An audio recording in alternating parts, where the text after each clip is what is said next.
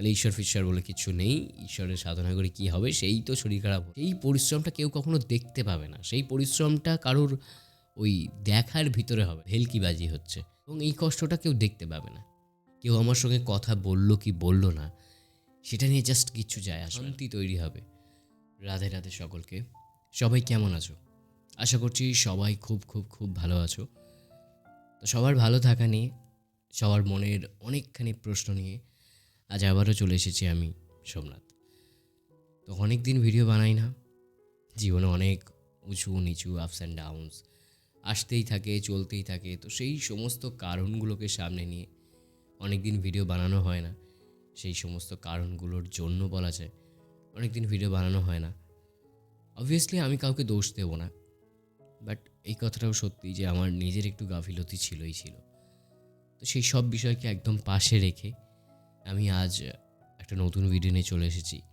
ভিডিওর বিষয়বস্তু হলো যে কিছু সময় আমাদের জীবনে এমন আসে যে সময় আমরা বুঝতে পারি না যে পার্টিকুলারলি আমাদের এখন কি করা উচিত, বা মনে হয় যেন জীবনটা থেমে আছে, কিছু হচ্ছে না, কিছু হবে না ইন ফিউচার। আর এই ফ্রেজ যখন আসে তখন স্পেসিফিকভাবে আমাদের কি করা উচিত। তো আমরা যত ঈশ্বরের নাম বা ঈশ্বরকে ভালোবাসার চেষ্টা করব, তত বেশি এই ফ্রেজগুলো জীবনে আসবে, তত বেশি নিজের ভিতর একটা শূন্যতা তৈরি হবে, তত বেশি নিজের ভিতর একটা খামতি তৈরি হবে, আগের থেকেও অনেক বেশি একা হয়ে পড়ব।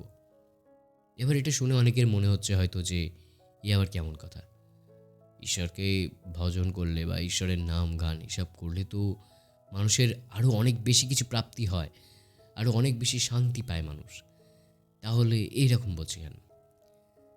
অ্যাকচুয়ালি বিষয়টা হলো, আমরা যত ঈশ্বরের নাম গান করব, যত ঈশ্বরকে বেশি ভালোবাসবো, যত আধ্যাত্মিক বিষয়ে ডুবতে চেষ্টা করব, তত আমাদের পুরনো যে খামতিগুলো সেগুলো জীবন থেকে বাড়তে থাকবে। ঠিক যেমন একটা ফলের ঝুড়িতে পচা ফল আর ভালো ফল মিলে ঝুড়িটা উপচে ওঠে, তারপর পচা ফলগুলো বাদ দিতে থাকলে ঝুড়িটা অনেকখানি শূন্য হয়ে যায়, অনেকখানি খালি হয়ে যায়। তো আমরা কি করি, সেই পচা ফলগুলোকেও কি রেখে দিই? সেগুলো রাখলে তো ভালো ফলগুলোও পচে যাবে। তাই আমরা ঝুড়িটাকে যত সম্ভব পচা ফলগুলো থেকে বাদ দিয়ে, বা পচা ফলগুলো ঝুড়িটার থেকে বাদ দিয়ে ঝুড়িটাকে একটু খালি করি। তো আমাদের জীবনেও সেরকম, যখন আমরা ঈশ্বরের পথে চলবো, যখন আমরা ঈশ্বরকে বেশি ভালোবাসবো, সেই সময়গুলোতে আমাদের জীবনের যে পচা ভাবটা বা আমাদের জীবনের যে অংশগুলো খুব খারাপ, সেগুলো আমাদের জীবন থেকে আস্তে আস্তে দূর হতে শুরু করবে। সোনার কারিগর যখন একটি গয়না ভেঙে খাঁটি সোনাটা বের করেন আর একটি নতুন গয়না তৈরির জন্য, তখন অনেক অংশে খাদ পাওয়া যায়। কিন্তু সেই খাদটা সোনাটা থেকে আলাদা করতে গেলে সোনাটাকে তাপ, চাপ এবং প্রচণ্ড কঠিন পরিস্থিতির মধ্যে দিয়ে যেতে হয়, কষ্টকর পরিস্থিতির মধ্যে দিয়ে যেতে হয়। তো আমাদেরকে যদি শুদ্ধ হতে হয়, আমাদের চিন্তা ভাবনা, কথাবার্তা বা মানুষের সঙ্গে আমাদের ডিলিংস, এগুলো যদি সব কিছু দিন শেষে ঠিক করতে হয়, তো অনেক বেশি সাফারিংস এখনও জীবনে বাকি আছে, অনেক বেশি কষ্ট এখনও জীবনে বাকি আছে, অনেক বেশি না পাওয়া এখনও জীবনে বাকি আছে, অনেক বেশি দুঃখ পাওয়া এখনও জীবনে বাকি আছে। যেদিন অনেক বেশি দুঃখ পেয়ে যাব, যেদিন অনেক বেশি কষ্ট পেয়ে যাব, অর্থাৎ কষ্ট বা দুঃখের ঘরাটা পূর্ণ হয়ে যাবে, অর্থাৎ আমাদের জীবন থেকে নেগেটিভিটি বা নেগেটিভ এনার্জিসগুলো কমপ্লিটলি দূর হয়ে যাবে, সেদিন ওই 3 বেলা মিলে 2 হাতা ভাত পেলেও শান্তি পাবো। সেদিন ওই গাড়ি থাকলো কি থাকলো না সেটা কিচ্ছু যায় আসবে না। সেদিন কেউ আমাকে খেতে দিল কি দিল না, কেউ আমার সঙ্গে কথা বলল কি বলল না, সেটা নিয়ে জাস্ট কিচ্ছু যায় আসবে না। কারণ সেদিন আমরা আমাদের নিজেদেরকে খুঁজে পাবো। সেদিন আমরা বুঝতে পারবো যে আমার রাইট নাও কী করা উচিত, বা আমি কোন কাজটা করছি, এই কাজের প্রস কী, কনস কী, এগুলো বুঝতে পারবো। তখন অন্যদের কারোর কাছ থেকে সাজেশান নিতে যেতে হবে না, কারণ ঈশ্বর তখন সম্পূর্ণভাবে আমাদের সঙ্গে থাকবেন। তো সেই পর্যন্ত পৌঁছাতে গেলে, সেই মার্গের দর্শন পেতে গেলে বর্তমানে আমাদেরকে যেটা করতে হবে সেটা হলো আরও বেশি করে নামগান, সাধনা, ঈশ্বরের চিন্তায় থাকা, এই সবগুলোকে আরও বেশি চালিয়ে যেতে হবে। একটা সময় এটা মনে হবে যে ধুর, কিচ্ছু তো হচ্ছে না, ভালো লাগে না, করবো না, কিছুই তো কাজ হচ্ছে না। একটা জিনিস অর্জন করতে গেলে একজন মানুষ যে কিনা শিক্ষক হয়েছেন, যদিও রাজ্যের অবস্থা এখন খুবই খারাপ, তো আমি আগের কথা বলছি। ধরুন আগের দিনে যারা শিক্ষক হয়েছেন, বা আপনি যদি একজন অনেস্ট শিক্ষক হয়ে থাকেন, আপনাকে ছোটোবেলা থেকে সেই কঠোর শাসনের ভিতর বা কঠোর পরিশ্রমের ভিতর দিয়ে যেতে হয়েছে। ছোটোবেলা, বড়োবেলা, এমন করে দীর্ঘ 20, 25 কিংবা 30 বছর আপনাকে কঠোর সাধনা করতে হয়েছে। তারপর আপনি গিয়ে একটা শিক্ষক হওয়ার বা শিক্ষকতা করার অনুমোদন পেয়েছেন। আর আপনি কিভাবে ভেবে নিচ্ছেন যে একটা সামান্য শিক্ষক হতে গেলে বা একটা কোনো চাকরিজীবী হতে গেলে ছোটোবেলা থেকে ভালো পড়াশোনা করতে হবে, রেজাল্ট করতে হবে, এত কিছু করতে হবে, এত পরিশ্রম করতে হবে, আর যেটা আপনার জীবনের মূল মন্ত্র সেটা এত সহজে আপনি পেয়ে যাবেন? এটা তো ভাবাটাও অন্যায়। সেটা আপনি এত সহজে পাবেন না, কারণ সেখানে আপনাকে অনেক বেশি পুড়তে হবে, অনেক বেশি জ্বলতে হবে, অনেক বেশি কষ্ট করতে হবে, এবং এই কষ্টটা কেউ দেখতে পাবে না। আপনি যদি শিক্ষক হন বা আপনি কোনো চাকরিজীবী হন, আপনার পরিশ্রমটা আপনার বাড়ির মানুষ হয়তো দেখতে পাবে, যে আপনি 3 বেলা পড়তে যাচ্ছেন, রাত রাত জেগে পড়াশুনো করছেন, পরীক্ষা দিতে যাচ্ছেন, কষ্ট করছেন, টিউশন করছেন, এগুলো দেখতে পাবে। কিন্তু আপনি যখন সাধনার পথে চলে আসবেন, সেই পরিশ্রমটা কেউ কখনো দেখতে পাবে না। সেই পরিশ্রমটা কারোর ওই দেখার ভিতরে হবে না, কারণ সেটা আপনার নিজের ভিতর পরিবর্তন, নিজের আধ্যাত্মিক চেতনার পরিবর্তন। সেই জায়গাটা কেউ যদি দেখতে পায় বা কাউকে দেখিয়ে যদি আমরা করি, তাহলে সেই সাধনাটা তা হবেই না, সেই সাধনাটা সম্ভব না। তাহলে সেটা সাধনা হচ্ছে না, সেটা লোক দেখানো হচ্ছে, ভেলকিবাজি হচ্ছে। প্রেম, ভালোবাসা, সাধনা সম্পূর্ণ নিজের ব্যাপার। এখানে ওই কাউকে দেখিয়ে কিছু হয় না, কাউকে দেখিয়ে কিছু হবেও না।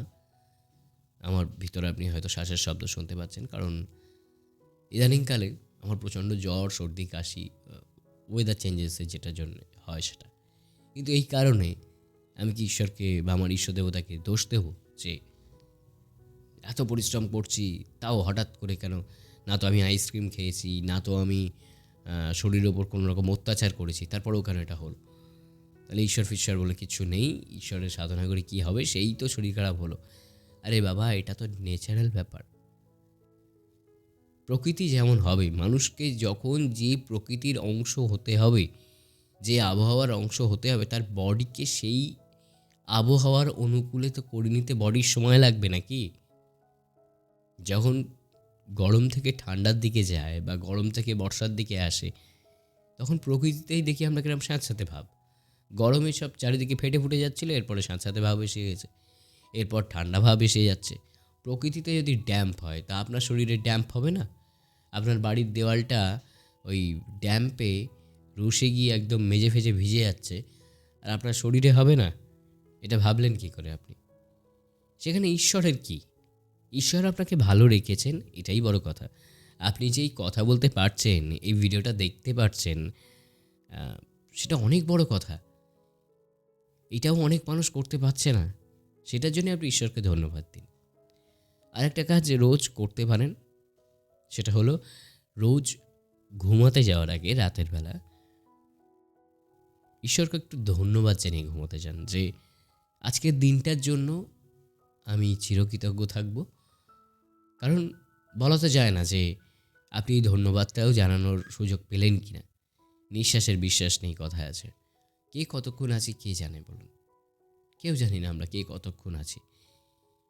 তাই যতক্ষণ আছি মানুষের সঙ্গে ভালো ব্যবহারটাই আমাদের মূল লক্ষ্য, মূল মন্ত্র হওয়া উচিত। কথা আছে ব্যবহারই পরিচয়।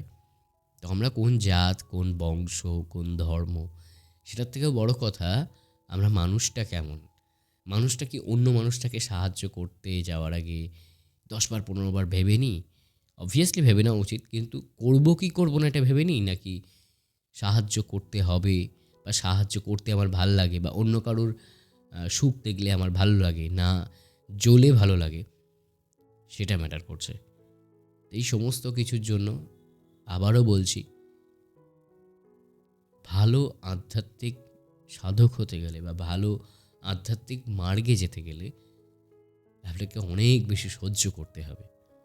সহ্য করে যান, নাম করে যান, একদিন আপনিও ঈশ্বরের দর্শন পাবেন। আমরা সবাই একই সঙ্গে ঈশ্বরের দর্শন পাবো। সেই দিন দেখবেন ভারতবর্ষের অন্য একটা পরিচয় হয়ে গেছে।